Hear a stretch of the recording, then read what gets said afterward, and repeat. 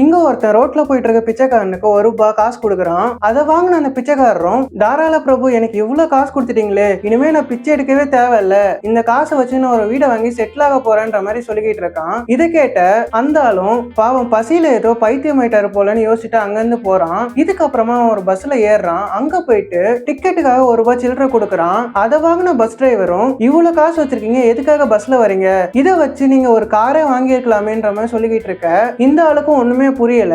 பஸ்ல இருக்க மத்தவங்களும் இவன் பணக்கார திமிர காட்டுறான்ற மாதிரி அவனே பார்த்துட்டு இருக்காங்க. இவனும் ஒன்னும் புரியாம அந்த பஸ்ஸை விட்டு கீழே இறங்குறான். இதுக்கப்புறமா ஏடிஎம் போயிட்டு ₹300 பணம் எடுக்கலான்னு பாக்குறான். பார்த்தா அந்த ஏடிஎம்ல ₹300 பணம் எடுக்கணும்னா நீங்க பேங்க்குக்கு தான் போகணும், அவ்வளவு அமௌண்ட் இதுல இல்லன்ற மாதிரி போட்டிருக்கு. இவனும் என்னடான்னு சொல்லிட்டு பேங்க்குக்கு போயிட்டு கியூல நின்னுட்டு இருக்கான். அப்படி நின்னுட்டு இருக்கும் போது இவன் பாக்கெட்ல இருக்க ஒரு ₹100 கீழே விழ இதை அந்த பேங்க்ல வேலை பார்க்குற ஒரு லேடி பாக்குறாங்க. நேரா அந்த பணத்தை எடுத்து அவங்க கிட்ட கொடுத்துட்டு, இவ்வளவு பணம் வச்சிருக்க, நீங்க எதுக்காக கியூல நிக்கிறீங்க, நீங்க எதுக்காக வந்திருக்கீங்கன்ற மாதிரி கேட்க, அவனும் எனக்கு ₹300 பணம் வேணும், அதை விட்ரா பண்ண தான் வந்திருக்கேன்ற மாதிரி சொல்ல, அதை கேட்டு அங்க இருக்க எல்லாருமே ஷாக் ஆகுறாங்க. இதுக்கப்புறமா அவனை ஒரு சோஃபால உட்கார வச்சுட்டு மேனேஜரை கூப்பிடலான்னு போறாங்க.